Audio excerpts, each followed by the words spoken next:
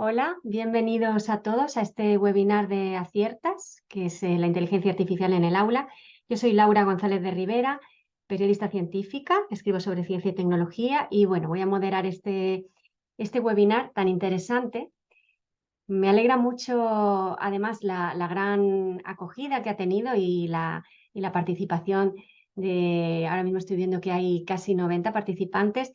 Bueno, se ve que es un tema que despierta interés y que resulta atractivo, como van a ser todos los webinars que os tenemos preparados para este curso 2023-2024. Bueno, además de lo atractivo del tema, yo estoy segura de que todos estos participantes que nos acompañan hoy se han sentido atraídos por la calidad de nuestros ponentes. Como todos los webinars de Aciertas, hemos traído un experto que viene del mundo universitario, académico, tenemos una divulgadora y tenemos un docente que viene del ámbito de la aplicación de estas cosas de las que vamos a hablar a las aulas. Entonces, bueno, os voy a presentar a nuestros ponentes de hoy y luego daremos paso a un debate donde podéis hacer preguntas. Nos acompaña primero Francisco Herrera, que es catedrático del Departamento de Ciencias de la Computación e Inteligencia Artificial de la Universidad de Granada y director del Instituto Andaluz de Investigación en Ciencia de Datos e Ingeniería Computacional. Es académico de la Real Academia de Ingeniería de España y también es miembro del Consejo Asesor de Inteligencia Artificial del Gobierno español. Francisco ha dirigido más de 60 tesis doctorales y más de 70 proyectos de investigación sobre inteligencia artificial y Big Data. Además, ha recibido pues numerosos reconocimientos muy importantes y es autor de más de 600 artículos científicos sobre estos temas. Hola, Francisco, muchas gracias por estar aquí con nosotros. Luego tenemos nuestra divulgadora, es Lorena Fernández Álvarez. Ella es directora de Comunicación Digital de la Universidad de Deusto y está centrada sobre todo en el análisis crítico de los sesgos que tiene la inteligencia artificial. Es miembro del grupo experto de la Comisión Europea Gendered Innovations, liderado por la Universidad de Stanford, para analizar el impacto de no incorporar la perspectiva de género en la inteligencia artificial. También forma parte del Comité Sabias de Cátedra de Feminismos 4.0 de la Universidad de Vigo y del Consejo de Personas Expertas de BBK Instituto A. Ahora, bueno, también desde hace unos años, ¿verdad? Desde el 2009 colabora en el programa de radio Hoy por Hoy Bilbao de la cadena SER, con una sección sobre tecnología. Y tenemos a nuestro docente, que es Víctor López Simó. Víctor es físico y doctor en didáctica de las ciencias por la Universidad Autónoma de Barcelona. En los últimos 10 años ha centrado su investigación en el aprendizaje de la física, la química, la biología y la geología mediante herramientas digitales, especialmente mediante simulaciones virtuales, sensores y lenguajes de programación. Ha combinado su actividad investigadora con la docencia de ciencias en secundaria. Y en los últimos meses ha iniciado nuevas líneas de investigación sobre el papel de la inteligencia artificial, tanto en la formación de futuros docentes como en la práctica docente del aula de ciencias. Así que, sin más, vamos a dar paso a nuestro primer ponente, Francisco Herrera. Muchas gracias. Las presentaciones escritas. En estos 50.000 años el lenguaje ha sido ese gran elemento que nos ha permitido esa diferenciación de la especie humana. Hoy tenemos sistemas como ChatGPT de OpenAI o tenemos BARD de Google, entre muchos otros modelos de lenguaje que están adquiriendo unas capacidades de respuesta a preguntas y de conversación que obviamente todos sabemos que no son inteligentes, que no comprenden, pero no podemos dudar de la calidad de las respuestas. Y si no sabemos si tenemos un humano enfrente, perfectamente podemos pensar que estamos conversando con un humano, de modo que tenemos en el momento de haber sobrepasado el famoso test de Turing. Hay un informe de Microsoft que decía recientemente que ya encontraba en ChatGPT las primeras chispas de lo que llamaba una inteligencia artificial general, la inteligencia artificial que se acerque al nivel del humano.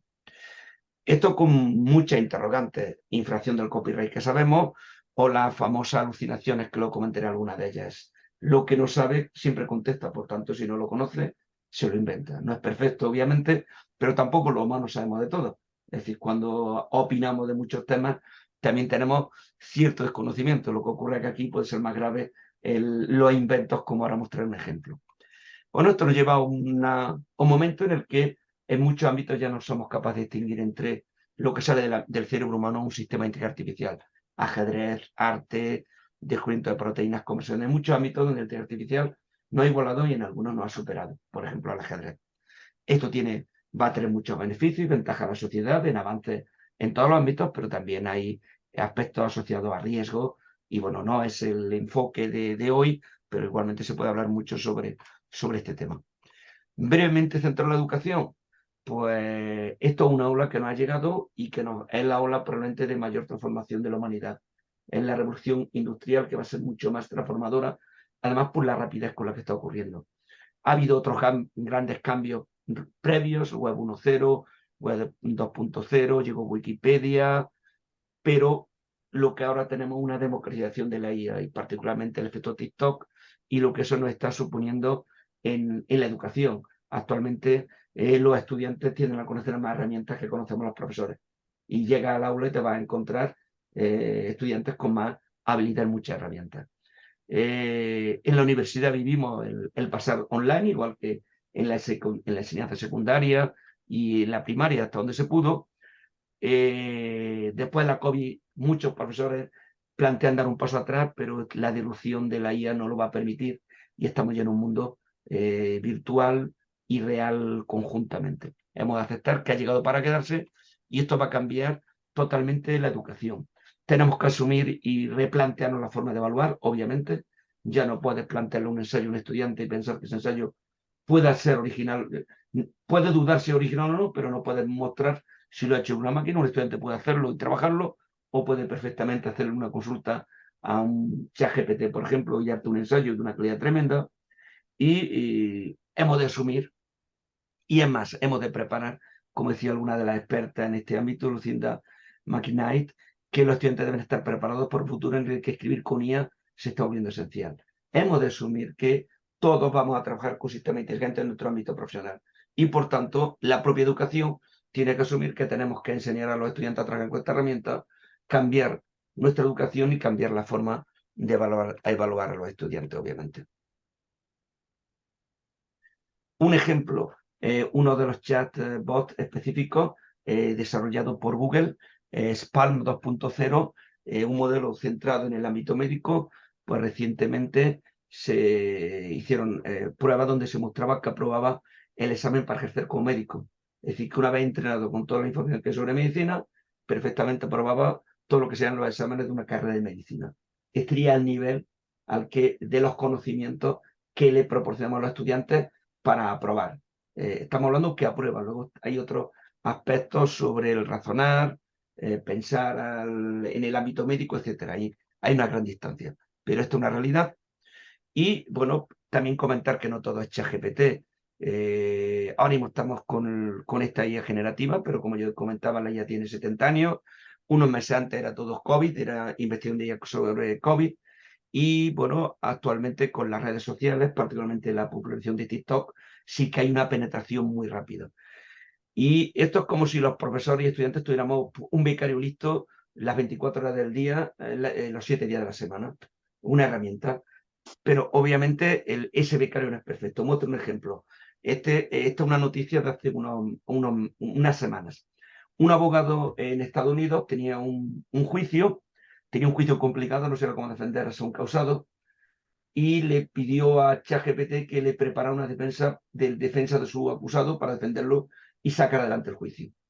Obviamente no tenía muy buena defensa del acusado y ChatGPT se inventó una impecable defensa del acusado en la que demostraba que era inocente de acuerdo a la jurisprudencia que mostraba ChatGPT, pero hubo un pequeño problema, que ChatGPT se inventó jurisprudencia previa, inexistente y falsa, para justificar la inocencia del acusado. Este abogado fue a juicio tan tranquilo, argumentando con la argumentación de ChatGPT tal cual, y obviamente la otra parte le mostró que todo era falso, que se había inventado sentencias falsas, y el que actualmente está con problemas legales es el abogado, justamente encausado por ese invento, esa llamada alucinación de ChatGPT, que cuando no conoce algo lo inventa sentencia, inventa bibliografía, etc. todos tenemos ya esa experiencia. Bueno, también hay que decir que estamos en la punta del iceberg. Esto acaba de empezar y los modelos de lenguaje que van a ser específicos en áreas concretas van a tener un nivel de calidad muy, muy grande en el futuro y que las llamadas todas las organizaciones irán reduciéndose. Concluyendo, bueno, tenemos una oportunidad para resolver viejos y nuevos retos en la educación, hacer una motivación con IA de los estudiantes, modelos predictivos para identificar competencias, hacer un seguimiento de los estudiantes, tutorización, recomendaciones, etcétera. Tenemos una oportunidad muy grande con IA y obviamente también riesgos. Las competencias digitales de nosotros los docentes pues también tienen que ir en paralelo, con lo cual es un reto que tenemos en el ámbito académico y por supuesto es importante el tratamiento ético de los datos. Es decir, uno de los aspectos importantes ahora mismo de la IA es la privacidad y ese otro aspecto importante que hay que tener en cuenta en un futuro en el uso de la IA, pero estamos en una situación en la que obviamente esto es imparable. Bien, con ello termino mi presentación y bueno, pues ya después en el turno de debate seguimos hablando de ello. Gracias. Muchas gracias, Francisco. Y bueno, vamos a dar paso a Lorena Fernández. Aprovecho para avisar que yo no veo ahí alguien que tiene el audio puesto, que lo quite para que no haya sonidos que molesten. Venga, adelante, Jorge Lorena, Frías, gracias. Jorge Frías está saltando el audio. Genial. No sé si veis ya mi presentación. Aquí. Perfecto. No tengo datos, no. Bueno, pues lo primero de todo, agradecer la invitación para poder hoy participar. No sé si la persona que tiene el audio abierto. No lo veo. ¿Verdad? Pero tienes que quitar los datos, a ver si te he quitado. Vale, perfecto. No, lo que decía, lo primero agradecer la invitación a poder participar hoy en este webinar, sobre todo para... ¿Por internet? A ver, espera, Lorena, un momentito. No te mando un mensaje. Localizo quién es que no... Jorge Frías, que le ha quitado está en pantalla. ¿Jorge? Míralo. J. Frías, me aparece a mí en pantalla. ¿De qué? ¿Dónde está? ¿Dónde va? ¿Lo estáis viendo ¿Que no lo vosotros? quiere tu... ¿Acaso qué? Nico, perdón. Víctor, o sea, no veo quién es la persona que está... Jorge J. Frías me aparece a mí en pantalla. Adiós. Jorge J. Frías. Sí, y no nos está escuchando porque si no ya lo había desconectado. Jorge J. Frías, vamos a verle. Jorge. Ya está, hala. Genial. Ya está. Pues nada, la tercera va a la vencida. Ya perdona, Lorena, disculpa. No, vamos. Ya vamos a hablar de la tecnología, pues la tecnología se tenía que volver rebelde, obviamente. Además, yo creo que le resuena ya algo de lo que voy a contar y por eso está intentando medio boicotearme. No, como decía, la verdad es que es un lujo compartir esta mesa virtual con mis compañeros, además con la genial exposición que ha hecho Francisco, histórica y que me viene muy bien para enlazar. Pues yo os vengo a contar esta parte de IA en las aulas, que ni inteligencia ni artificial. Esto de inteligencia ni artificial, la verdad es que no es una frase mía, es una frase de Marta Peirano, que le escuché y que me encantó, porque obviamente hablaba, igual que decía con Francisco, que la inteligencia artificial no comprende. O sea, nos hace simular, o parece que es una persona que está pensando, pero realmente no deja de ser un compendio de estadística para generar contenidos y en el caso de la IA generativa, pues aún más. Pero además me encantó la parte de que tampoco no es artificial, porque veremos que por detrás, para mantener toda esta tecnología, tenemos un gran melón, que es el de el impacto climático que va a tener el entrenamiento de todos estos algoritmos y el mantenimiento de todos estos algoritmos, pues por la necesidad de recursos hídricos, por la energía, pero no solo eso, también por los minerales. Veremos que hay un elemento con todo el tema de los chips, que también será un gran melón que se abrirá y que se está abriendo ya, de hecho, con OpenAI. Dicho lo cual, bueno, lo primero, pues ya me había presentado Laura, pero bueno, os dejo por aquí, por lo menos para que me tengáis fichada, tanto en redes como a través del correo electrónico. Y siempre suelo empezar haciendo un análisis o diciendo una perogrullada, pero que a veces no está de más repetir. Y esa perogrullada es que la tecnología no es neutra, o sea, la tecnología tiene un impacto sobre la sociedad. Cuando digo que no es neutra, a veces tiene consecuencias que no son premeditadas ni están buscadas por las empresas tecnológicas. A veces son consecuencias que no se saben o no se conocen hasta que se pone en marcha toda esta tecnología. Y a mí me venía a la cabeza con todo esto el famoso efecto Google, es decir, una publicación que estamos hablando ya de 2011 que se hizo en Science y que decía el impacto que había tenido pues, la tecnología y más en concreto un buscador como es el de Google en nuestra memoria, que había hecho que dejáramos de almacenar o de recordar datos que nuestra mente ya intuía que podíamos buscar de manera sencilla a través del buscador. Y de hecho, no sé si os pasará, pero a mí me sucede que ya no recuerdo ningún número de teléfono porque he delegado en la tecnología la memorización de esos números de teléfono. Los únicos que recuerdo son los previos a los smartphones, es decir, los de el fijo de mis padres, el móvil de mi hermana, pero a partir de ahí ya no recuerdo absolutamente ninguno. Me pasa exactamente lo mismo ¿no? con los eventos y los cumpleaños en el calendario, que ya he delegado que si mi calendar no me avisa, la verdad es que me encuentro en auténticos apuros. Y haciendo un análisis de este tsunami, que como bien decía Francisco, esto es imparable, esto va a llegar y lo único que tenemos que hacer es hacer un pensamiento crítico y reposado de algo que viene a una velocidad increíble, es también ver qué impacto va a tener esta tecnología, que obviamente no va a ser neutra. Con esto no quiero decir que sea ni peor ni mejor. Quiero decir, el que haya yo delegado en la tecnología el recuerdo está bien para un montón de cosas y mal para otras.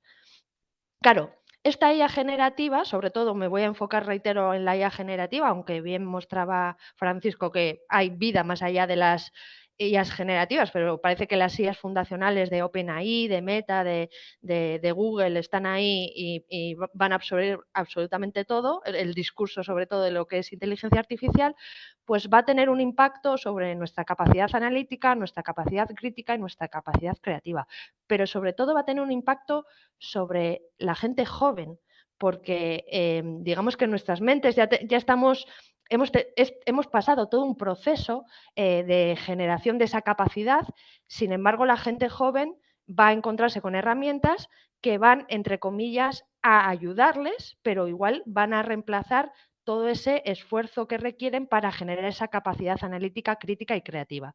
Leía el otro día a Santiago Bilinkis, que es un tecnólogo argentino, un término que me llamaba poderosamente la atención. Él hablaba del sedentarismo intelectual.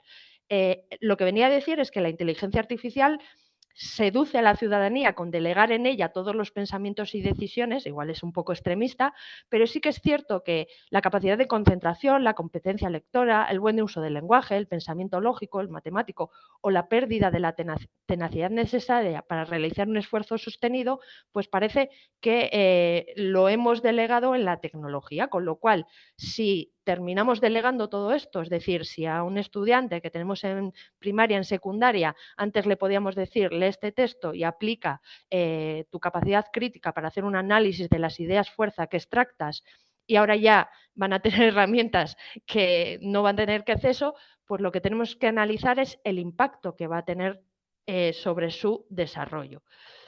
Y sobre todo, además yo quería hacer un enfoque porque, como bien decía Laura, mi área de especialización son los sesgos de la inteligencia artificial. Entonces, cuando ese alumnado va a hacer un uso de estas tecnologías, lo interesante es saber qué mundo le está devolviendo esta IA a golpe de prompt a día de hoy, ¿no? Y la verdad es que nos encontramos con un mundo en el que lo primero, tenemos un sesgo de automatización, es el primer sesgo, que es que las personas ya creemos que las decisiones que toma un algoritmo no estarán sujetas a condicionamientos humanos, es decir, que van a ser mucho más objetivas y menos subjetivas porque realmente se toman a través de unos y ceros, ¿no? Y ya con la computación cuántica nos quitamos incluso hasta el sistema binario. Pero parece que esas tecnologías, estas ideas generativas, están empezando a crear verdades algorítmicas que son irrefutables y que refuerzan además un modelo único.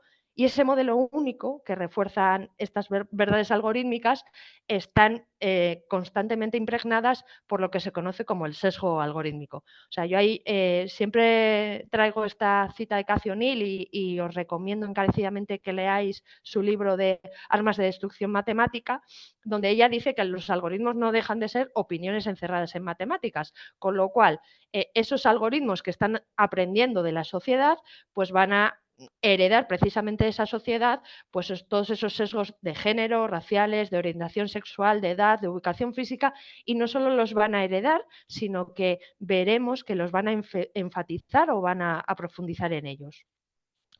Y luego además nos encontramos con estudios que nos dicen que hay un déficit de indignación algorítmica, es decir, que la gente se indigna menos, por ejemplo, si la discriminación de género se produce a causa de un algoritmo que si es a causa de la participación humana directa. Con lo cual, a menos indignación, ya sabemos que hay menos motivación para hacer algo al respecto.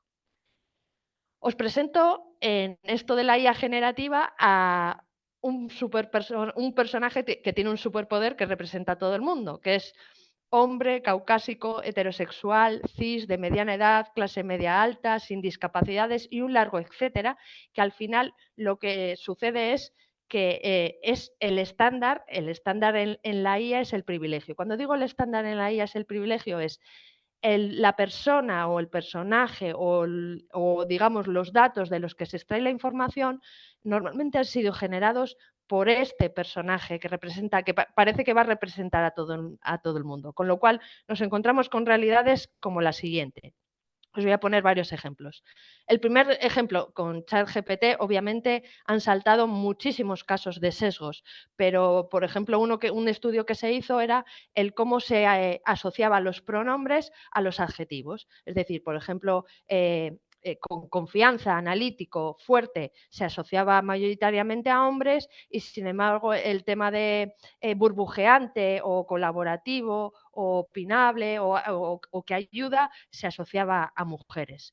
Otros casos, como son, por ejemplo, el uso de Google, cuando estamos con el Google Science buscando algo, que ahí también interviene la inteligencia artificial, pues nos encontramos con realidades como esta, ¿no? Sugerencias que están sujetas a lo que está buscando la gente, es decir, el aprendizaje que hace de lo que busca la gente, más toda la cantidad de datos que se han ido scrapeando, que se han ido recogiendo de publicaciones en Internet, de publicaciones digitales, de en Google Books, en muchos otros sitios y que nos devuelven cosas como esto, ¿no? A lo de la mujer debe estar pues sujeta al marido, en casa, sumisa al hombre, etcétera. Siguiendo con todo esto, ¿de dónde nos vienen estos sesgos? Claro, porque la IA es que no es que crea, es que recrea. O sea, la inteligencia artificial no se está inventando, bueno, se está inventando, pero lo que está haciendo es a través de un montón de información. Entonces, yo siempre digo que los sesgos nos pueden entrar en diferentes estadios. El primero, recolectando la información de la que aprenderá. Y además ahí nos encontramos con dos realidades. Una, si refleja los prejuicios existentes, lo que decíamos antes, o sea, cómo el poder opera en el mundo, pues si vivimos en un mundo machista, racista, edadista, pues lo que va a hacer es reflejar absolutamente esto y además, reitero, cuando nuestro alumnado le pregunte a ChatGPT un montón de elementos, le va a devolver esas respuestas. Pero no solo eso, sino que a veces lo que nos encontramos también es que la información, los datasets con los que se ha estado entrenando la inteligencia artificial no son representativos de la realidad. Hay un documental que creo que lo encontráis en Netflix que se llama Code Bias, el sesgo codificado, que cuenta el caso de Joy Buolamwini, una investigadora del MIT que estaba desarrollando toda una tecnología de reconocimiento facial y se dio cuenta que fallaba con ella. Y fallaba con ella porque era porque porque es una mujer negra.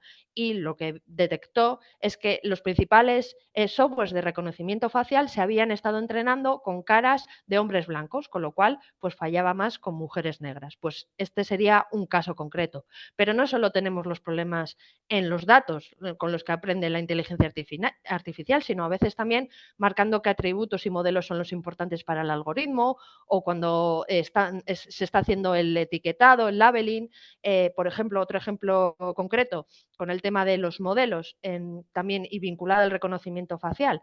En el caso de, por ejemplo, las personas que están haciendo una transición sexual y se están hormonando, su cara se modifica. Entonces, lo que dicen las principales investigaciones y papers es que esos modelos de reconocimiento facial tienen que tener en cuenta mejor la zona pericular, que es la que menos se modifica, por ejemplo, con esa hormonación, que otras partes de la cara.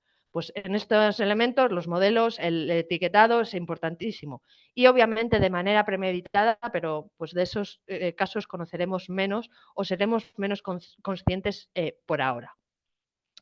Os traía también otro ejemplo. Hace poco el Washington Post hizo una publicación que está enlazada en la presentación, luego la presentación os la compartiremos para que podáis hacer uso, que lo que hacía es analizar, por ejemplo, el dataset que se utiliza por parte de Google y que se utiliza para entrenar IAs tipo Llama o el T5, ¿no? Y lo que intentaron analizar es de las principales páginas web de donde se había obtenido la información, los tokens de texto para esos datasets. Claro, nos encontramos que las dos principales páginas web que aparecían en Estados Unidos era la página de patentes, teniendo en cuenta que solo el 12,8% de las patentes corresponden a mujeres en Estados Unidos. Ahí ya estamos incorporando un sesgo, porque ni los propósitos de las patentes publicados por mujeres y hombres son los mismos, ni incluso el lenguaje que utilizamos para representar o describir las patentes son los mismos. Pero es que no solo es el problema, es que el segundo origen de los datos era la Wikipedia, que también nos encontramos con otro gran sesgo, porque hay menos artículos de mujeres e incluso hay asimetrías de género en el contexto textual de los artículos, porque se han hecho estudios en los que en los perfiles de mujeres se habla más de es mujer de, era hija de, o se hace referencia, ¿no?, a los hombres, y cosa que no pasa, por ejemplo, en los perfiles de los hombres, ¿no? Pero luego además es que se encontraron que dentro de esos tokens de información entraban un montón de páginas, por ejemplo, que se hacía apología del racismo, de extrema derecha. De hecho, yo estuve buscando a nivel España, porque además te permiten un buscador para que puedas meter si tu página web forma parte de esos datasets.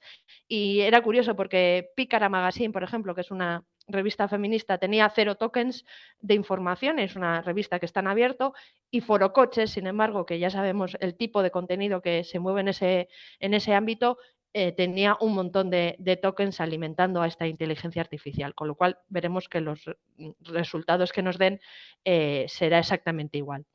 Aquí os pongo otro ejemplo de una IA generativa, en este caso de Photoshop, ¿no?, que te permite hacer un montón de cosas, y lo decía esta usuaria en Twitter, que había cogido la imagen inicial que decía, oye, quiero que me hagas más grande la imagen, y de repente cuando vio que cuando hacía más grande la imagen, solo a ella le ponían ropa interior, a sus compañeros seguía poniéndole unas camisas, pero a ella de repente la había puesto en bikini o en sujetador. De nuevo, porque las imágenes de las que bebe en redes sociales, en espacios digitales, pues aparecen muchos más cuerpos de mujeres sexualizados. Y de nuevo luego encima no solo entra el sesgo de género, sino que luego entra el sesgo interseccional. ¿Qué es esto del sesgo interseccional? Pues que al final vemos que un montón de elementos interseccionan entre ellos, pues el género con la raza, el género con la edad, o sea, incluso varios en concreto. En este caso es un ejemplo de Stable Diffusion, ¿no?, que resulta que lo que identificaron es que muestra imágenes de hombres blancos cuando se le pide que represente a personas con trabajos bien pagados, y sin embargo de mujeres negras cuando se le pide que represente a personas con trabajos mal pagados. De nuevo, reitero que es un sesgo que nace de los datos, porque en estudios que se han hecho, por ejemplo, de personas que aparecen cocinando, pues el 77% de los repositorios de imágenes en Internet aparecen mujeres cocinando, con lo cual la IA hace ¿no? la simplificación y dice, si aparece una persona cocinando, pues va a ser una mujer, no es un hombre. Entonces, estamos devolviendo una realidad que para mí es importante que trabajemos en las aulas y que les acompañemos en el uso de esta herramienta. Me ha encantado el símil que decía Francisco, ¿no? de que tenemos la persona con beca que nos va a ayudar, y además me ha recordado mucho a Jenny Roca, que siempre decía, ¿no? que la tecnología al final hace que nuestros brazos, nuestras piernas sean más largos, que lleguemos a más sitios, pero tenemos que tener cuidado que ese brazo que llega más lejos, ¿no? que nos da la IA, pues no sea un brazo defectuoso y que no nos devuelva una realidad sesgada. Y todo esto porque tiene una doble derivada.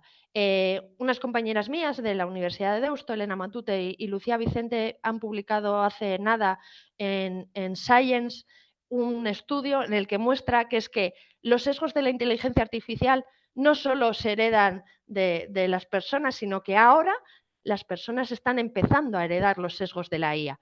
Lo que hicieron fue un estudio en el que ponían a un grupo de personas con una IA ficticia donde les decían, oye, os ponemos imágenes de un cáncer, si veis muchas manchas rojas tenéis que marcar que tiene cáncer y si no, tenéis que marcar que no lo tiene. Entonces, había un grupo de personas que no tenía ayuda de esa IA ficticia y otro grupo de personas que sí tenía. Entonces, la IA ficticia lo que hacía era equivocarse, ¿no? de manera premeditada, con lo cual las personas, ¿no? que estaban siendo ayudadas por la IA, pues hacían caso, o sea, delegaban en la tecnología y hacían caso en la tecnología y marcaban cuando no tocaba.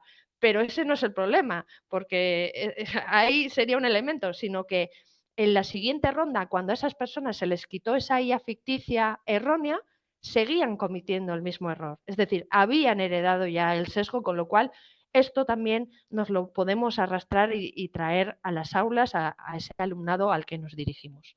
Y por terminar, a mí hay Gemma Galdón, que está trabajando en Ethics Foundation, en esa perspectiva de la ética y la inteligencia artificial, nos decía recientemente que es que hasta las sillas en las que nos sentamos han pasado controles para que nadie se haga daño con ellos a nivel europeo. O sea, hay un montón de controles para todo. Y sin embargo, en el caso de la IA, ahora mismo estamos en un momento que esto es el Far West, en el que la ética y el impacto que tengan las personas no está en el centro, sino que está el modelo económico y empresarial. Lo hemos visto con el culebrón OpenAI, que si nos da tiempo luego lo podríamos contar.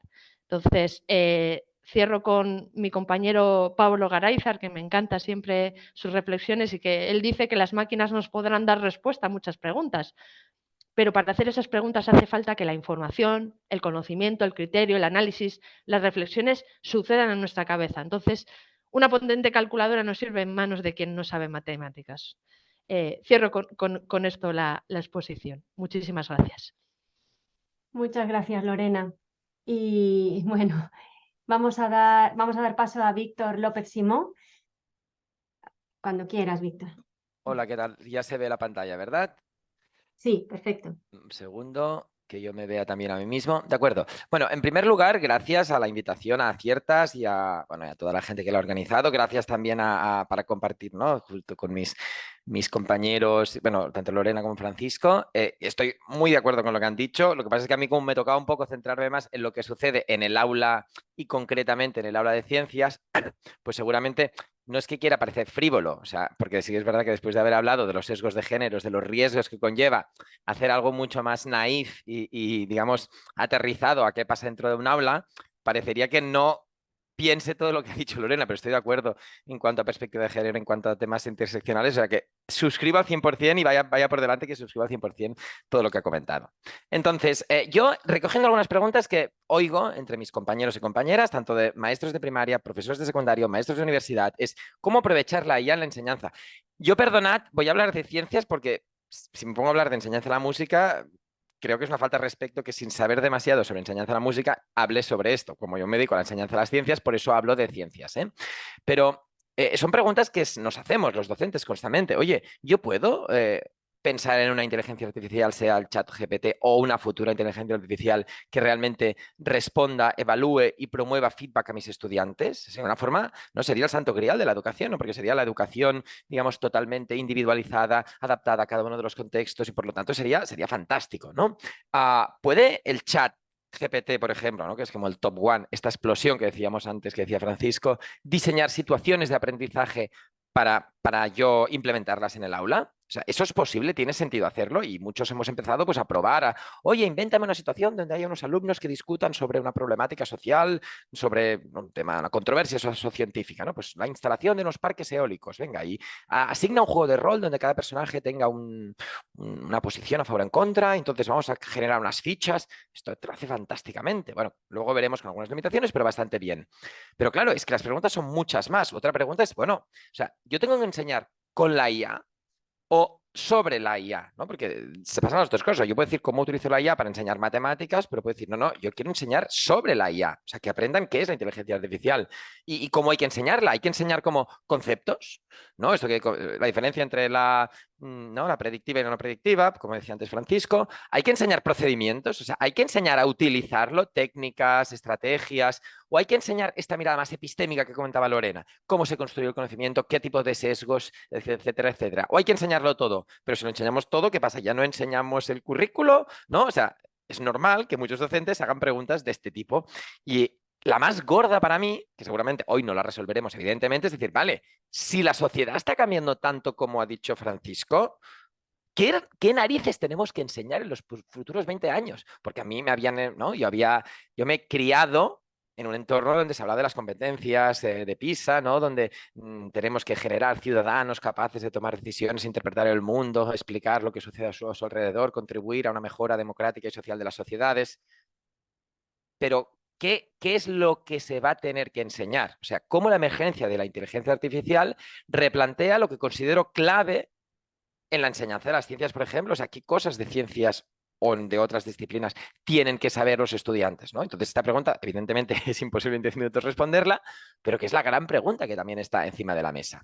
Entonces, ha habido ya, como en los últimos meses, ha habido una gran actividad investigadora para entender qué tipo de cosas aporta el chat, ¿no? Por ejemplo, esto es un estudio de los últimos meses que ya es un review, o sea, que se han publicado artículos y que han hecho su review, por ejemplo, que es útil para, pues, el ChatGPT concretamente, para responder a preguntas que los alumnos hagan, para resumir información, que promueve la colaboración, que ayuda a hacer como el checking, ¿no? Y la preparación para los exámenes, para que apoya diferentes tipos de asistencia, que promueve el feedback, etcétera, etcétera, ¿no? Pero dentro de estos genéricos, una cosa que a mí me ayuda mucho y que creo que en este tipo de debates donde todo es tan complejo y tan inalcanzable, a mí esta pregunta me ha ayudado mucho en las últimas semanas y en los últimos meses. Es, ¿en qué es especialmente bueno y en qué es especialmente malo? Porque me voy a fijar en eso, ¿no? Entonces, como yo estaba muy interesado en esta cuestión, una de las primeras investigaciones que hizo con Micael, un colega brasileño, fue ver intentamos pensar qué tipos de preguntas. Nosotros en este caso lo focalizamos en preguntas de física de secundaria. Pero bueno, seguramente habrá gente que ha hecho cosas parecidas con otras disciplinas. Y cuando propusimos como diferentes categorías de respuestas, después de hacerlo muchas veces, porque no fue preguntarle una vez y ver qué nos decía, fue hacer muchas repeticiones en chats independientes y ver un poco qué patrones encontrábamos, ¿no? Pues el gran titular es, si tú le pides definiciones, por ejemplo, de tipo, defíneme qué dice la segunda ley de Newton, lo hace muy bien y prácticamente siempre la variabilidad no es muy alta. La variabilidad sería cómo cambia una respuesta de la otra, ¿no? Si le preguntas cálculos muy simples, que implican una sola operación matemática, los hace bastante bien y además siempre te responde lo mismo, ¿no? Por ejemplo, calcula la aceleración de un cuerpo de 2 kilos empujado 10 newtons, ¿no? Que es un cálculo muy sencillo. Lo hace bastante bien. A la que hay cálculos complejos donde se van entrelazando, la cosa empieza a funcionar menos, ¿no? Y además cada vez te responde muy diferente. Pero lo que nos llamó mucho la atención, que es tanto en razonamientos como en estimaciones, es especialmente malo. Y esto no es como, voy a criticar el chat porque soy un cuñado que me dedico a criticar, sino está bien identificar qué es lo que hace mal, porque para empezar, ves qué es lo que no tiene sentido hacerle a los alumnos y qué es lo que sí que tiene sentido, ¿no? Por ejemplo, cuando en ciencias, enseñanza de la ciencia, tenemos muchas veces lo que se llaman las ideas alternativas, las misconceptions, ¿no? Las ideas previas, que normalmente están muy arraigadas en nuestras formas intuitivas de razonar, ¿no? La gente que está por aquí del público, que son del ámbito, pues ya saben de qué hablo, ¿no? Entonces, ¿qué pasa? Cuando tú le haces preguntas de estas que vas, digamos, a enganchar al alumno con una respuesta que es intuitiva pero que es errónea, pues normalmente cae de 4 patas el chat y de hecho siempre responde lo mismo, igual de mal. Y unas muy curiosas es cuando les pedimos estimaciones, ¿no? Por ejemplo, un ejemplo de estimación que yo encuentro que es un problema que yo lo uso mucho en mis clases, tanto con estudiantes de la ESO como con futuros maestros, ¿no? Que es la pregunta de cuánto deberíamos pagar a una persona para que empuje un coche la misma distancia que el coche desplazaría con 1 euro de gasolina. No das ningún dato. Pero bueno, aquí está la gracia de qué tipos de razonamientos, por energía, por fuerza, por velocidad, que haría la persona que estuviera respondiendo esto. Y aquí lo que vemos es que siempre responde mal, pero es que responde además cosas muy diferentes entre ellas, ¿no? Esto es una cosa que está pendiente de publicar, esperemos que las próximas semanas pase, pero otros artículos de colegas o de conocidos, en este caso también parecido con física, porque es el ámbito en el que yo he empezado a investigar, pues encuentran este tipo de respuestas parecidas, ¿no? Y esto sí que se ve un patrón, ¿no? Pues aquí Bohr, ¿no? Dice pues que sí que hace un lingüísticamente muy avanzado, pero que no es capaz de, o sea, todavía identifica, ¿no? Cuando habla con el chat GPT, algunas contradicciones. Y este otro, ¿no? También de Geert, pues lo que dice es que podría llegar a pasar un curso en la línea de lo que antes decía Francisco. No, Francisco ponía el ejemplo de medicina, este es un curso de física, pero sí que sigue, ¿no? Sigue mostrando muchas preconcepciones y errores propios de un aprendiz novel, ¿no? Entonces, en las últimas semanas, con diferentes docentes, ¿no? Un grupo de docentes que discutimos sobre situaciones de aprendizaje en el aula, pues intentamos un poco partir de esta premisa, de qué es lo que es especialmente bueno y qué es lo que es especialmente malo, para entonces poder pensar qué tipología de actividades se pueden hacer en el aula cuando pensamos cómo utilizarlo, porque evidentemente utilizarlo se puede utilizar de muchísimas maneras, ¿no? Se puede utilizar tú como docente pues para resolver dudas que tú tengas conceptuales, se puede utilizar, por ejemplo, para diseñar contextos, situaciones, rúbricas, bastidas, cualquier tipo de tabla que te ayude a organizar la información. Pero si queremos que los alumnos lo utilicen, pensamos que era interesante como buscar los extremos, ¿no? ¿Por qué? Porque lo que nos dicen estos estudios, ¿no? Tanto el que nos hemos hecho nosotros como el que han hecho otros colegas, ¿no? Es todo narrativas, dejan de simplificar, o sea, no os lo toméis ahora muy literal, pero la idea de desarrollar textos muy largos, muy bien conectados gramaticalmente, digamos, y con mucha virtuosidad, digamos, lingüística. Y es especialmente malo, en cambio, en razonamientos profundos que impliquen un razonamiento lógico y en estimaciones. Es cuando no tiene, en ausencia de valores, cuando tiene que dar un orden de magnitud. Oye, esto más o menos, ¿cuánto mide o cuánto pesa o cuánto tardaría en pasar? Pero estímamelo, no quiero un valor concreto, quiero que me des como por dónde van los tiros, ¿no? Entonces lo que pensamos son en 2 tipologías de actividades que estamos en proceso, cuidado, en proceso de diseño, todavía no las hemos implementado con nuestros estudiantes, nos llevamos unas semanas pensándolas y pensando cómo podemos trabajar este chat GPT en el uso de las clases de física y química, ¿no? Entonces, una actividad que hemos pensado, ¿no? Es cómo podemos hacer que el chat GPT acompañe al alumnado en generar buenas narrativas en un contexto científico, ¿no? Y esto es una cosa que ahora os contaré muy brevemente y en cambio, si el objetivo es identificar qué es lo que hace especialmente mal, cómo podemos usar los errores del ChatGPT en razonamientos y estimaciones para promover el pensamiento crítico de nuestro alumnado y su capacidad analítica, ¿no? Y os explico un poco las actividades que hemos pensado. La primera consiste en una actividad de simular una conversación entre 2 científicos, ¿no? O sea, cuando se enseñan ciencias, ¿no? Pues muchas veces se hace un poco menciones a la historia de las ciencias, identificando en qué momentos ha habido paradigmas o modelos que han sido contradictorios o antagónicos, ¿no? Por ejemplo, Lamarck para explicar la evolución de las especies, Lamarck o Darwin, para explicar la estructura del átomo, Rutherford o Bohr, para explicar la corriente generada por una pila, Volta o Galvani, ¿no? Hay muchos de ejemplos. De hecho, te puedes pedir al chat que te dé ejemplos de, digamos, episodios históricos, que no tienen que ser reales, pueden ser ficticios, y ahí está la gracia. Entonces, generar, lo que vamos a investigar en las próximas semanas es cómo funciona esta actividad. Es generar a partir de ChatGPT una conversación donde ambos científicos pongan en valor su teoría y modelo y dialoguen entre ellos. Porque esto te lo hace muy bien. O sea, cuando empieza ¿no? Supongo que lo habéis usado todas y todos, ¿no? Que cuando empiezas a utilizarlo y te empieza a desarrollar, oye, tiene su gracia, cómo redacta, cómo lo plantea. A veces es un poco simplón, pero está bastante bien. Mucho mejor posiblemente de lo que un estudiante, o sea, las habilidades narrativas que puede tener un estudiante de la ESO, está muy por debajo de las que puede tener el ChatGPT. Pero en cambio, si lo que preguntamos es analizad mediante la siguiente tabla, y estamos diseñando como una tabla, ¿no? Que sirva de andamio de análisis de esta conversación, cuál era la posición de cada uno de los personajes, proponed al ChatGPT al menos 2 propuestas para mejorar la conversación ficticia inicial, ¿no? Con el objetivo de acabar produciendo una conversación final que sirva para entender el dilema del debate entre diferentes posiciones científicas. Claro, esta actividad lo que viene a decir es, el chat va a redactar mejor que tú, seguro. Por lo tanto, usemos esta ventaja para que él te redacte, pero que tú revises los redactados y tú des inputs de, oye, no, pero pon más énfasis en esta idea científica o pon este otro ejemplo, ¿no? O sea, ves modulando y mejorando, que es un poco esta idea de que seguramente nos cuesta imaginar todavía, pero en el futuro el concepto de redactar, tal como lo entendemos ahora, va a cambiar bastante, ¿no? Y en el caso contrario, son pinceladas, pues no da tiempo a más, pero es especialmente malo, pues justamente el ejemplo que os decía antes, y por eso lo he leído, del euro de gasolina, es un ejemplo muy bueno, porque podéis probarlos, de hecho os lo recomiendo que lo probéis. Cada vez genera un algoritmo inventado para hacer el cálculo, que no tiene ningún tipo de sentido físico, pero en cambio es muy interesante analizarlo con los estudiantes. Por ejemplo, esto es una captura de pantalla de una respuesta que me dio un día. Necesita saber el rendimiento del combustible, la distancia que se recorrerá, el coste de la gasolina. ¡Wow! ¡Qué bien lo hace! ¿No? O sea, qué bien que se pone a resolverlo. Pero luego te propone una ecuación. Usando esta información puedes calcular cuánto costaría recorrer una distancia específica en gasolina. La fórmula sería costo de gasolina igual a no sé qué multiplicado por coste de gasolina. Matemáticamente no tiene ningún sentido esta operación.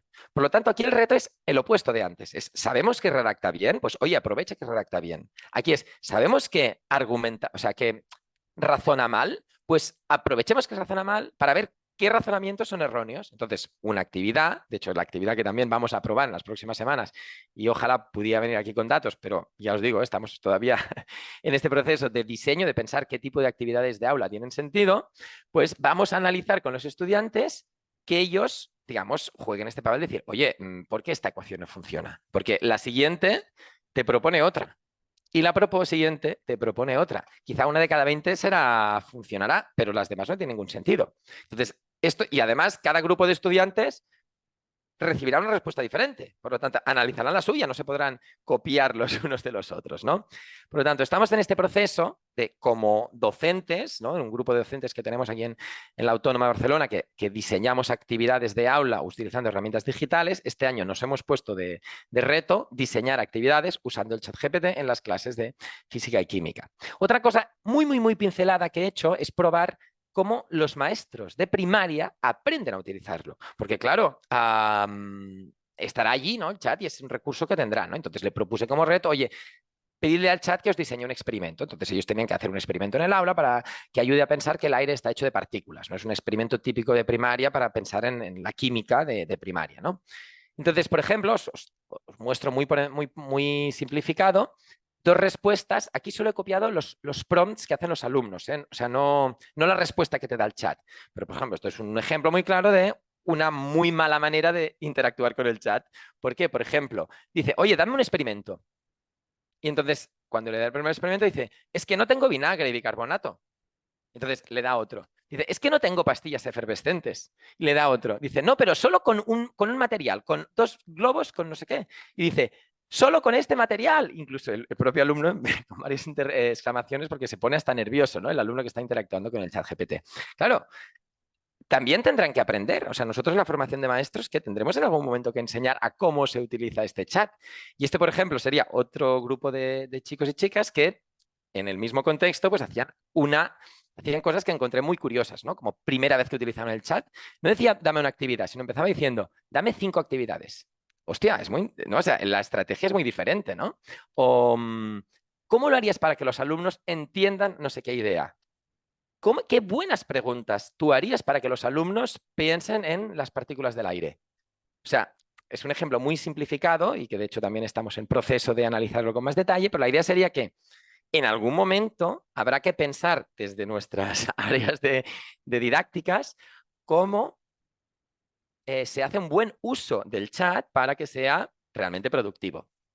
Y otra cosa ya para terminar, ya sé que esto es muy breve, se me ocurrió también preguntarles, oye, ¿y cómo sentís cuando usáis el chat, ¿no? O sea, los futuros maestros, ¿no? Porque ellos utilizaron el chat, que al principio fue como, hola, ¿esto qué es? Me sorprendió que a pesar de ser estudiantes universitarios, lo usaban menos de lo que yo pensaba que lo usaban, ¿no?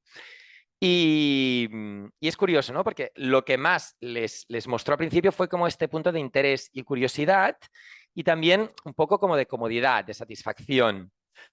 Pero en cambio me sorprendió que realmente la primera vez que lo utilizan, como mínimo la primera vez, tampoco se sienten especialmente empoderados. Es decir, ¡guau! ¡Qué guay! Esto yo lo voy a poder utilizar como futuro maestro, ¿no? Que era lo que yo un poco esperaba.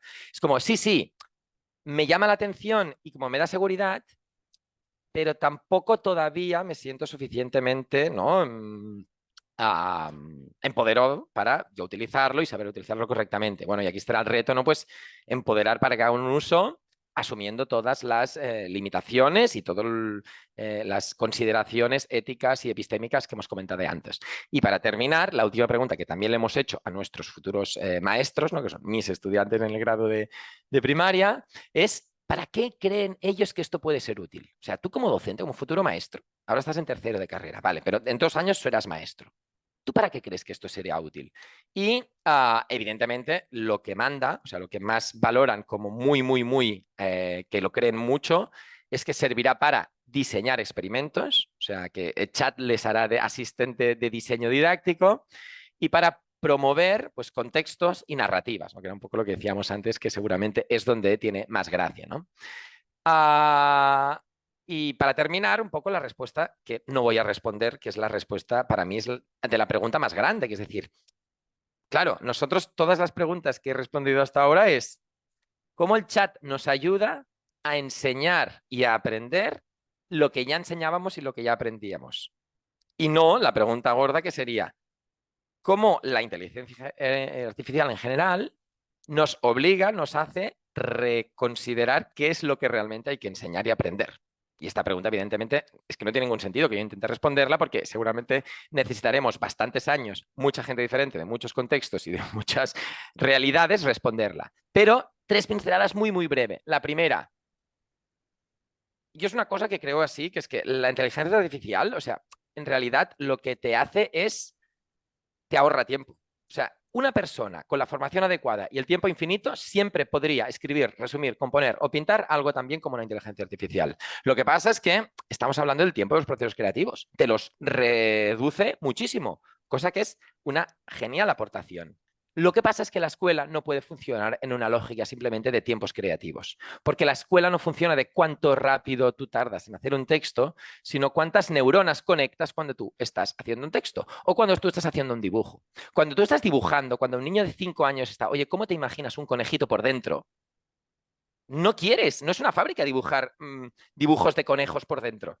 Lo que quieres es que el alumno esté conectando neuronas de cómo funciona el conejo por dentro. Oye, ¿cómo me imagino que entra la comida y sale por...? Entonces, no tiene sentido plantear que todas las tareas, digamos, escolares puedan ser sustituidas por generaciones artificiales. Claro que algunas tendrán sentido y ahí está el reto de saber cuáles sí y cuáles no. Y ya para terminar, si como parece vamos a un mundo mediado por la IA, si no hay un colapso ecológico energético antes, ¿no? En la línea que contaba Lorena, porque habrá que ver luego cómo se mantienen todos estos servidores, tanto con electricidad como con agua. Pero bueno, supongamos que nos vamos a un mundo de este tipo, la escuela debería servir para capacitar a las personas de usar esta inteligencia artificial de manera más, llámale, íntegra, digna, segura y que cada uno lo entienda como quiera, evitando convertirse en esclavos o excesivamente dependientes de la inteligencia artificial, ¿no? Lo que pasa es que esto es muy genérico, tampoco estoy respondiendo a la pregunta, ¿no? Pero yo creo que estas son un poco las líneas maestras de este debate social que nos interpela a todos y todas en los próximos años. Tendría que partir para mí de estas premisas, ¿no? Esto sería la base. Muchas gracias, y también les dejo tanto mi correo como mi cuenta de Twitter, y X ahora se llama. Muchísimas gracias, Víctor. Bueno, pues ahora ya sabéis que podemos dar paso al debate. Quien quiera preguntar algo, yo le rogaría que lo escriba en el chat y yo voy trasladando esas preguntas a los ponentes. Mientras pensáis qué queréis preguntar, bueno, yo tengo alguna preguntilla de mi cosecha. Hay una cosa que, bueno, interesantísimo lo que habéis dicho los tres, súper interesante, además que reflexiones muy importantes. Hay una cosa que a mí me preocupa, es la inteligencia artificial. Hablamos de inteligencia artificial, pero la inteligencia artificial no es nada más que un producto que venden unas compañías. O sea, son las compañías que hay detrás, y esas compañías no están fabricando inteligencia artificial para que nuestros estudiantes aprendan mejor ni para que nuestra vida sea más cómoda. Están fabricando inteligencia artificial para ganar dinero, porque una compañía lo que hace es ganar dinero. Entonces, al hilo de esto, el tema de la adicción, ¿no? Me gustaría como que hablarais un poquito de esto, porque a mí sí que me parece un riesgo. Adicción me refiero a que para ganar dinero las compañías que fabrican inteligencia artificial necesitan que la utilicemos mucho. Entonces, por ejemplo, los algoritmos de recomendaciones que hablaba Francisco al principio, ¿no? Te hacen recomendaciones para tenerte enganchado el mayor tiempo posible a TikTok o a lo que sea a la red social o a lo que sea que estás viendo, ¿no? Entonces, bueno, esto por un lado me parece importante no perderlo de vista, que es una herramienta que no está aquí para a nuestro servicio, es una herramienta que es un nicho de mercado que han encontrado los fabricantes tecnológicos. Entonces, bueno, esto por un lado quería lanzar ahí esta cuestión para quien quiera hablar de ello. Y luego también voy a dejar otra en el aire, que es, a ver, esto os va a parecer un poco fuerte esta pregunta, ¿eh? Pero esta pregunta es, ¿para qué la necesitamos en el aula, ¿no? Yo soy, aparte de periodista, soy profesora de secundaria de lengua y literatura, y yo disfruté muchísimo estudiando, tanto en primaria como en secundaria, como yo disfruté mi educación muchísimo. Y no había inteligencia artificial. Yo disfrutaba tomando apuntes, disfrutaba escribiendo las redacciones que me mandaban, haciendo los trabajos. Entonces, bueno, esta es otra pregunta que yo, o sea, aparte de para jugar, porque los ejemplos que ha propuesto Víctor, que me parecen divertidísimos, ¿no? Como para experimentar, para ver qué se puede hacer con ella, es necesaria para una persona para formarse, para su cultura, para su formación. Y bueno, ahí os dejo, quien quiera ir respondiendo. Comento yo por el final, porque lo comentan las transparencias, y Lorena supongo que quiere comentar el tema de las adicciones. Bueno, comparto con lo que tú dices, Laura. Es cierto que si nos fijamos ahora, las empresas que están a la cabeza de la inteligencia artificial son grandes multinacionales americanas las que están lanzando los modelos de lenguaje y las que están lanzando el mayor número de resultados y de herramientas. Por supuesto, detrás hay un aspecto económico. Es más, hemos vivido esta semana pasada una batalla dentro de OpenAI, que este fin de semana en la prensa se ha escrito mucho sobre ello, analizando, y hay artículos que analizan el porqué, artículos interesantes, y obviamente hay una batalla por detrás económica y de velocidad en el desarrollo, con los propios riesgos asociados. Y al final en OpenAI había personas que pensaban que más lentamente, y otros que han preferido el camino rápido. Y por supuesto, al final hay un desarrollo muy fuerte porque hay una inversión muy fuerte, y la inversión es porque cree que va a tener un beneficio económico. Y luego podemos discutir de eso. Ahora, ¿por qué la necesitamos en el aula? Laura, el día de mañana todos vamos a trabajar con inteligencia artificial a nuestro lado. Entonces, tenemos que enseñar a los estudiantes a trabajar con inteligencia artificial, porque cuando vayan al mundo profesional, en cada etapa va a ser más importante saber trabajar con ella, y por supuesto en el mundo profesional va muy acompañado. Yo no creo que vaya a haber una disrupción de que los trabajos desaparezcan de la noche a la mañana. La inmensa mayoría no va a ocurrir. Lo que va a ocurrir es que en la inmensa mayoría de los trabajos cada vez más vamos a ir a hacer uso de la inteligencia artificial. Vamos a ser más productivos en el trabajo utilizando inteligencia artificial. Y hay que aprender a utilizarla. Va a haber dos tipos de trabajo. Quien esté en el ámbito tecnológico desarrollando tecnología, sabrá siempre, bueno, de esa parte de generación de trabajo, pero también en un gran conjunto de profesiones vamos a trabajar con inteligencia artificial al lado. Entonces, hemos de familiarizarnos con ella. Desde la primera etapa de la educación hay que familiarizarse con ella de una perspectiva positiva y saber utilizarla, porque hay quien decía en el chat que había comparado las deficiencias. Bueno, Víctor también lo ha mostrado claramente. También he dicho, estamos al inicio de la punta del iceberg. Los modelos de lenguaje con los que vamos a trabajar dentro de 5 años no son los actuales. Se van a ir mejorando sus capacidades y eliminando deficiencias. Esto acaba de empezar. Por tanto, los chavales que hoy en día están en edad primaria o están en edad de secundaria y todavía les queda el paso por la universidad, que le estamos hablando de una proyección de un paquete de años, ellos van a venir con herramientas de una calidad muy superior a las actuales y con las que van a tener que trabajar prácticamente en casi todos los trabajos. En prácticamente todos va a ser necesario estar acompañado de ella. Entonces, esto es muy complicado, esto tenemos que empezar. Implica rediseñar la educación, probablemente.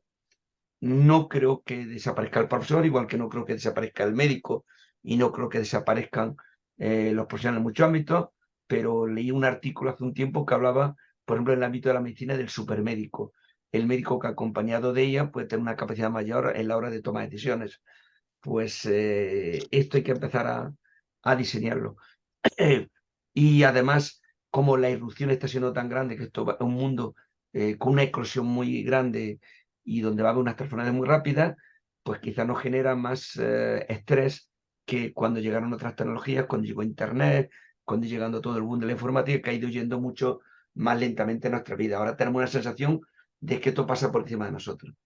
Entonces, estamos en esa situación. Hemos de asumir que ha llegado para quedarse, que es una tecnología muy disruptiva y que pues los jóvenes desde temprana edad tendrán que aprender a utilizar modelos de lenguaje, modelos y otro tipo de herramientas, que no se queda solo todo en los modelos de lenguaje, pero que son los que más nos están causando, bueno, esta sorpresa. Porque yo decía, el humano era la imagen y el lenguaje, y hasta ahora pensamos, hace 4 años, que la IA estaba transformando la robótica, la fábrica de producción de coches era todo robot, pero parecía como que lo que se llaman las profesiones del conocimiento estaban salvaguardadas de la IA, o que esto llegaría mucho más tarde. Y de golpe llega esta disrupción, esta eclosión, y en un año nos damos cuenta que incluso las profesiones que están asociadas al conocimiento van a ser las que más rápidamente van a ser afectadas en los próximos 5 años. Con lo cual ha sido el mundo al revés de golpe en un par de años. Y luego sobre la parte de los sesgos y de los riesgos, Lorena habló de ello y supongo que quiere comentar al respecto. Sí, ligando con el tema de las adicciones, las empresas tecnológicas. Yo siempre recomiendo una charla TEDx de Tristan Harris, que trabajaba en Google, que contaba perfectamente el cómo desde Google, en esos equipos multidisciplinares, se hacía mucho hincapié en personas expertas en psicología para ver cómo hackear nuestro cerebro, porque al final las empresas tecnológicas, su oro es nuestro tiempo y nuestra atención para impactarnos con esos modelos de publicidad y demás. Entonces él contaba exactamente todos los agujeros que tenemos en el cerebro y cómo los explotaban desde las empresas tecnológicas. O sea, desde una cosa muy sencilla que era cuando estamos en YouTube o en Netflix y estamos terminando de ver el vídeo y ya nos están enseñando el siguiente, eso está basado en un experimento psicológico que se llama el del cuenco vacío de sopa, que dice cómo las personas que están tomando una sopa y nunca ven el final, ¿no?, que se vacía el cuenco del todo, ingieren más sopa que aquellas que están viendo cómo se acaba el cuenco. O sea, que para que veamos que obviamente las empresas tecnológicas no son filantrópicas. De hecho, ligando con lo que decía Francisco, ¿no?, el culebrón OpenAI, la pelea ha sido entre la fundación y la empresa. La fundación, que tiene esa visión más filantrópica de decir, vamos a poner el foco en los seres humanos, vamos a hacer un análisis de los riesgos, de la seguridad, de tal, versus San Altman, que decía, no, vamos a sacar dinerito de esto, y de repente, pues quien ha ganado obviamente ha sido la parte económica. De hecho, en todas las empresas tecnológicas grandes que están ahora generando los principales productos de inteligencia artificial, ha pasado lo mismo. Es decir, la responsable de ética en Google, Timney Gebru, fue despedida fulminantemente cuando quería hacer dos tipologías de publicaciones. Una publicación vinculada a los sesgos en inteligencia artificial y otra al impacto climático de la inteligencia artificial. Y la largaron a la calle en Google. Pero en Meta ha pasado que en cuanto ha habido recortes económicos porque les falló todo el tema del metaverso, ¿dónde ha quedado el metaverso también? Contemos también el cómo tenemos las olas y los hypes. En cuanto tuvieron problemas económicos, el primer equipo que desmantelaron era el equipo que trabajaba desde la perspectiva de la ética en sus desarrollos tecnológicos. Y así podemos hacer un largo etcétera en esas empresas tecnológicas. Con lo cual, pues bueno, o sea, quiero decir, no podemos dejar en manos de la autorregulación de las empresas tecnológicas todo el desarrollo de la inteligencia artificial y sobre todo lo que decía el control, ¿no? Pues veremos también los pasos que se dan desde las diferentes instancias, pues ahora está a punto de salir la AI que va a salir muy descafeinada a nivel europeo y no sabemos si va a tener algún impacto y de hecho ya llegará tarde. A nivel de Estados Unidos también se está empezando a mover este interés por la parte ética desde la parte gubernamental y administrativa, con lo cual también es una buena noticia que en Estados Unidos se activen. Y ojo, incluso en China, que siempre nos llega ese estereotipo y sesgo de el uso indiscriminado por parte de China, también hay movimientos en cuanto a la regulación. Entonces, bueno, ahí vemos que hay por lo menos vemos hacia dónde podríamos empezar a tirar, pero es muy complejo porque obviamente las empresas tecnológicas están aprovechando este tirón y están arrasando. O sea, lo que decía Francisco, ChatGPT, o sea, ha estado robando información, scrapeando información y ahora se va a lucrar de toda esa información con derechos de autor que ha estado utilizando de manera indiscriminada, que no ha pedido permiso a nadie y de hecho ayer creo que tuvieron que bloquear, no sé si era Dalí o Stable Diffusion, bueno, alguna de estas ideas generativas de imágenes con el tema de Disney, porque digamos que estaba generando, había un montón de gente pidiendo que les generaban los pósteres de Disney y tenían un miedo de que les denunciara Disney. Entonces, bueno, ahí vemos que hay un montón de elementos y dilemas que hay que engarzar. En cuanto a para qué la necesitamos en el aula, es que coincido plenamente con Francisco. El problema es que no podemos tomar la decisión, es que ya está aquí. O sea, es una herramienta que está aquí y lo que tenemos que ver es cómo, pues entonces, educar al alumnado no solo a cómo beneficiarse de estas herramientas, sino a cómo aplicar el pensamiento crítico respecto a lo que les devuelve estas herramientas, ¿no? Porque vemos, lo ha mostrado genial Víctor, el cómo hay cosas en lo que es fuerte, en las que no, pero ese alumnado tendrá que tener esas capacidades para decir, esto que me devuelve es incorrecto, ¿no? Y que pueda evaluarlo y que pueda intervenir toda esa parte humana.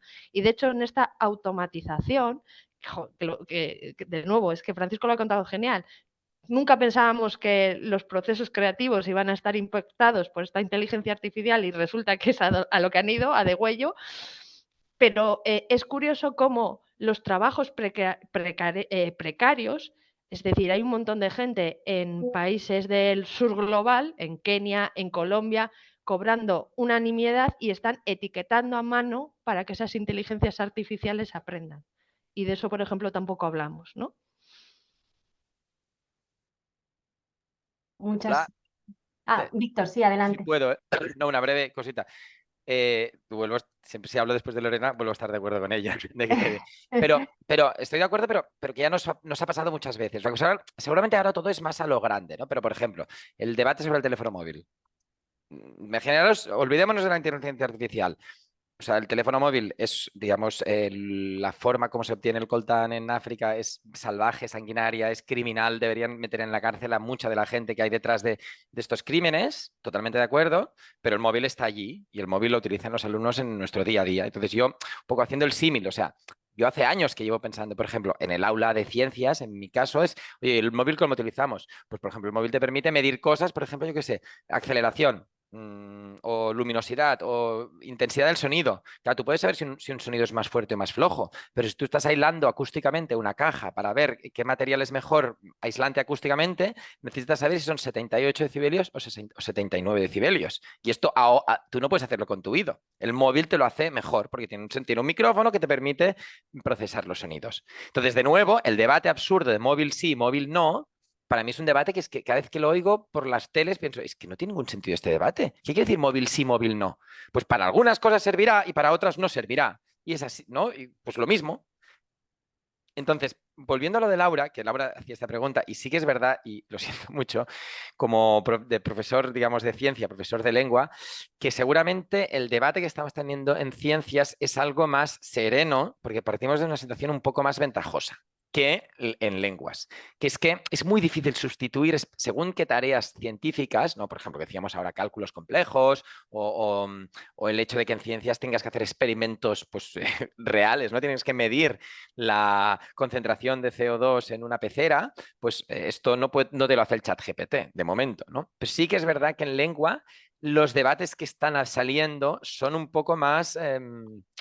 ¿cómo decirlo? Un poco más jodidos, dejadme decirlo así, perdonad, porque se ha derrumbado una cosa muy importante. O sea, el hecho de mandar a los alumnos a hacer una redacción y estructurar un texto y entender la construcción de un texto, que era algo esencial en las clases de lengua, claro, ahora hay que reinventar, y sí que es verdad, que hay muchos profesores, docentes que están haciendo cosas fantásticas en las redes, se ven, ¿no? Pues de cómo, lo que decíamos antes, aprovechar para revisar lo que hace, de evaluarlo, de dialogar con el chat, poner más énfasis en el prompt que en el resultado en sí mismo. O sea, que hay muchas cosas, pero sí que es verdad que en lenguas en general la cosa está un poco más jodida porque ha pillado un poco más, creo, que con el pie cambiado. Que al final, pues yo qué sé, nosotros pues puedes más o menos sobrevivir sin el chat y tú podrías plantear demandas que no requisieran del chat y que además no pudieran usarse con el chat, ¿no? Y seguramente en lengua costará un poco más. Lo siento, yo me he centrado mucho en ciencia porque es un poco lo que conozco, pero estoy de acuerdo contigo que no es fácil, especialmente en el ámbito lingüístico, tener este debate sin que todo se tambalee. Gracias, Víctor. Lorena, ¿estás ahí? Porque no te vemos, pero estás, ¿no? O no sé si se le ha caído igual el... Bueno, Estoy, pero estoy con baja batería, me estaba moviendo, estoy en movimiento. Perfecto. Vale, os he añadido en el chat dos artículos que es que para añadir contexto sobre esto que estabais hablando, son dos temas que escribí en público. Uno es sobre todos los materiales, los minerales que se sacan de la tierra para construir toda esta tecnología, y otro es sobre esto que comentaba Lorena de los trabajadores que tienen que etiquetar contenidos. Bueno, os voy a leer los comentarios que tenemos aquí en nuestro chat. A ver, dice Dolo Vidal, dice, yo lo que veo, bueno, un poco como en la línea de lo que decíamos antes, dice, yo lo que veo con la IA de cara a la docencia es que ya está nuestro alumnado actual muy robotizado. Memorizar, vomitar. Premiamos al alumnado que mejor sabe hacerlo. Ya no se hacen cosas creativas en las aulas, como hice yo a finales de los 70, principios de los 80. Yo me ensuciaba mucho en plástica, teatralizábamos la historia, hacíamos coreografías propias, sin plagiar nada, inventábamos letras de canciones, hacíamos muchas redacciones, incluso de cosas ficticias. Y todo lo que la IA está corriendo en sentido opuesto. Me da vértigo todo, dice Dolo. Miguel Romero nos comenta que en el aula de formación inicial docente ha hecho a los alumnos diseñar actividades de indagación y de modelización, entre otros adjetivos. Sus respuestas ponían de manifiesto, y usando lo explicado por Francisco, las deficiencias que tiene el chat GPT, ¿no? Como hemos hablado. La base de datos, supongo. La BD, sí. Supongo que es base de datos, ¿no? Sí, gracias. Supongo. He entendido por contexto que Miguel quería decir esto. Sí, muchas gracias. Dice, ¿existirían opciones para intervenir en las bases de datos que las empresas utilizan para entrenar a la IA en concreto en nuestras áreas de investigación? No sé si queréis decir algo respecto a esta pregunta que nos hace Miguel. Lo había leído sobre lo que comenta. A ver, intervenir en la base de datos no tenemos capacidad directa. Son bases de datos inmensas, gigantes, y ahí está el problema de que esas bases de datos tienen sesgos, esas bases de datos pueden tener incorrecciones y no es fácil, por el tamaño y los gigantes que son, hacer la búsqueda de los sesgos, corregirla y demás. Y Lorena ha puesto también algunos ejemplos de algunas de las bases de datos que se están utilizando que vienen sacadas de su construcción. Entonces, obviamente lo deseable sería tener bases de datos no sesgadas en ningún ámbito, género, raza, religión, sexo, etcétera. En un futuro, yo espero que se avance a tener bases de datos de mayor calidad, pero bueno, nadie puede afirmar esto. Actualmente, desgraciadamente, los modelos de lenguaje son un reflejo de la sociedad en la que vivimos y las bases de datos son el reflejo, toda esa información de Internet son el reflejo de la sociedad. Entonces, a corto plazo yo no lo veo la intervención porque implicaría eliminar, entre comillas, esa base de datos y construir nuevas bases de datos que no tengan sesgo. Y eso no es fácil, tiene unos costes tremendos. Ya lo estamos viendo, por ejemplo, en el tema de las imágenes, que lo que hay que hacer es etiquetarlas. Creo que tú, Laura, acabas de poner un enlace del entrenamiento de lo que se cobra por hora, esta noticia que ya hemos leído todos, creo que eran $3 por hora, lo que se pagaba a personas que estaban todo el día etiquetando imágenes para el entrenamiento. Entonces, ahí está el gran problema actual, que estos modelos necesitan muchísima información para ser entrenados y esa información pues también lleva discriminaciones desde quien etiqueta la información o la fuente de la información. Ese es ese es uno de los grandes problemas, el sesgo, y ese es uno de los grandes retos que está planteando ahora mismo la Comisión Europea en la regulación. La regulación plantea que se utilice una inteligencia artificial fiable, en inglés Trustworthy Artificial Intelligence, que a nivel europeo se define con 7 grandes requisitos, y uno de los 7 requisitos en los que incide la Comisión Europea es en lo que es el fairness, el sesgo de las bases de datos, evitar que tenga sesgo y evitar que haya discriminación a ningún tipo de minoría. Ese es un requisito que está planteando la Comisión Europea para el uso de la AI en Europa, y yo confío que a lo largo de los próximos años sí avancemos mucho en esa mejora de la base de datos, pero va a requerir un tiempo. Claro, es difícil, ¿verdad? Porque sobre todo también saber qué son, a qué llamamos sesgos. Esto es lo que comenta aquí Sergio Moreno, que dice: gracias a los tres por vuestras interesantes ponencias. Lorena, si la inteligencia artificial generativa reproduce los sesgos que hay en nuestra sociedad, aparte de cuidar la representatividad en los entrenamientos, ¿no sería muy complejo acordar en las sociedades qué son sesgos y cuáles debemos evitar? ¿Los cambios sociales no seguirían requiriéndose fuera de la inteligencia artificial? Eh, sí, obviamente tenemos que cambiar nuestra sociedad, pero precisamente la tecnología lo que nos permitiría es corregir a nivel tecnológico eso que ya se está dando en la sociedad. Y no obviemos además que muchos de esos sesgos puede que vengan porque, reitero, o sea, la sociedad está sesgada, pero a veces no, a veces es de manera premeditada. Os pongo un ejemplo que además viene muy enlazado con lo que contaba Francisco, ¿no? Del cuidado de los datasets.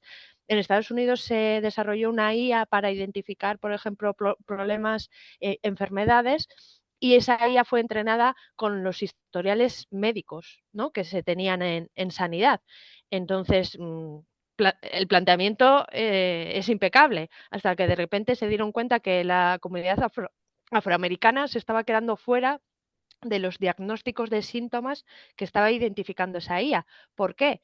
Porque esa comunidad tenía menos recursos económicos, con lo cual no podía acceder a la sanidad, que allí no es pública. Entonces ahí vemos el cómo se nos cuelan a veces por sitios insospechados, porque no es porque en este caso desde el ámbito que se estaba haciendo el desarrollo tecnológico quisieran ¿no?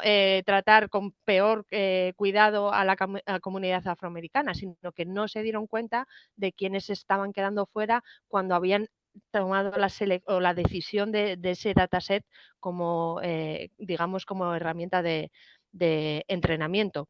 Y luego el cómo consensuar los sesgos, yo considero que son sesgos a nivel universal vinculados a la justicia social, es decir, los sesgos de género, raciales, de edad, de discapacidad o no discapacidad, o sea, son consensuados a nivel global. Otra cosa es que quisiéramos hablar que ahí entra mucho el tema de los dilemas éticos de una ética global, que ahí sí que abrimos un melón increíble, que de hecho no sé si conocéis el famoso dilema del tranvía, que lo quiso y lo generó el MIT, tiene un proyecto online con el tema del coche autómata, que decía, oye, a nivel ético, empieza a poner casos y pregunto al mundo a través de esta página web, ¿qué harías tú si tuvieras que tomar tú la decisión en vez del coche autómata? Es decir, si tienes que atropellar a una persona joven o a una persona mayor. Y ahí nos encontramos, por ejemplo, que en las culturas occidentales salvamos a la persona joven, pero en las culturas orientales salvamos a la persona mayor. Pero eso no, ahí no estamos hablando de sesgos, ahí estamos hablando de un paraguas más amplio que es una ética que es más compleja de establecer como global, pero el tema de los sesgos vinculados a la justicia social, para mí creo que son universales. Están claros, sí. Bueno, dice Victoria Vega, dice no necesitamos la inteligencia artificial como tampoco necesitamos los bolis, Vic, y podríamos haber seguido escribiendo con pluma, pero la tecnología ha permitido que aparezca y nuestros alumnos la usan. David dice, de la misma forma que apareció Internet, la inteligencia artificial ha creado un acceso a la información mucho más accesible, lo que permite que más personas accedan y puedan formarse sin importar los recursos que uno tenga. Y sin alejarnos del símil con Internet, las redes sociales también han supuesto consecuencias negativas, como nuevos problemas de ansiedad y distorsiones de la realidad, pero a su vez han permitido la conexión de personas con difícil acceso a relaciones sociales o a los recursos educativos. Pienso que el uso que le ofrezcamos diferenciará las consecuencias que puedan derivar. Como última reflexión, me gustaría añadir que los algoritmos aprenden de nosotros. Cada uno de nosotros hemos entrenado a los algoritmos de nuestras redes sociales para que nos ofrezcan el contenido que nos gusta consumir. Debemos estar atentos activamente al contenido que consumimos y educar los algoritmos haciendo un uso responsable de estas tecnologías. Bueno, muy interesante la observación, ¿no? También la responsabilidad que tiene el usuario de lo que le da de comer a la inteligencia artificial. Victoria Vega dice, tenemos que tratar de hablar el mismo lenguaje que los alumnos y usar sus herramientas y además ayudarles a usarlo correctamente como algo positivo. Margarita nos da las gracias, muy interesante, espero que dejéis las transparencias como Francisco. Vale. Y bueno, pues no tenemos más. A ver, espérate, a ver si tenemos más preguntas. Sí, Kika Colom dice, en mi opinión, tendremos que mantener la postura de vigilancia y en su caso denuncia del abuso de la inteligencia artificial. Pero como profesores debemos centrarnos en entrenar al estudiante en el trabajo apoyado en una inteligencia artificial sana y favorable para sacar el mayor partido a su capacidad de análisis y toma de decisiones sobre la base de pensamiento crítico. Y gracias por las charlas. Y no tenemos... Yo coincido con lo que acaban de decir Victoria Vega y Kila Colón. Es decir, hay que trabajar con lo... Ha llegado para quedarse y hay que trabajar para enseñar a los jóvenes a utilizarla correctamente.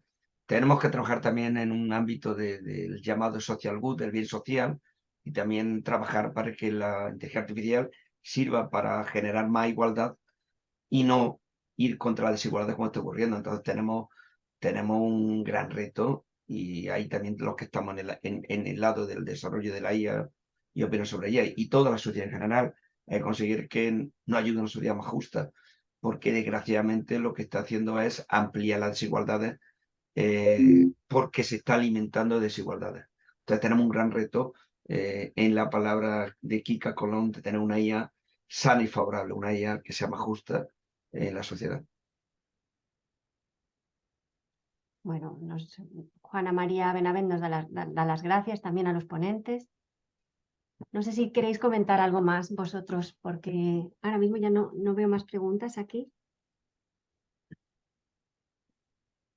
Bueno, que habrá que hacer este tipo de encuentros en los próximos meses, en muchos foros, en muchos contextos, porque, bueno, es un tema que no se cierra. O sea, aunque consensuemos grandes ideas, sigue estando tan abierto que, bueno, que será un tema de debate constante desde, ¿no?, la mirada más ética, la mirada más pedagógica, la didáctica, la económica, la organizativa, y todo allí intentaremos pues encontrar los consensos que buenamente podamos.